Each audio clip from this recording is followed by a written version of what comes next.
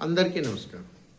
చాలా సందర్భాలలో కుటుంబ సభ్యులందరూ కూడా కూర్చొని సహపంక్తి భోజనం చేస్తూ ఉంటారు. అందరూ కలిసి కూర్చొని భోజనం చేసేటప్పుడు ఆ ఇంట సిరుల పంటై ఆనందాలు వెలువెత్తుతూ ఉంటాయి. అయినా కానీ ఆ ఇంట తరచూ ఇబ్బందులు వస్తూ ఉంటాయి.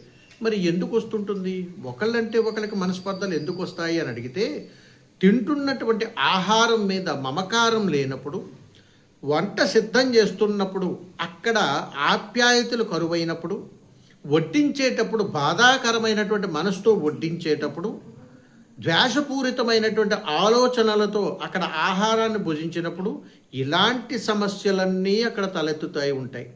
కాబట్టి అందరూ కూడా తెలుసుకొని చక్కటి ఆనందకరమైనటువంటి జీవితాన్ని ఆస్వాదించండి. శుభం. నమస్కారం.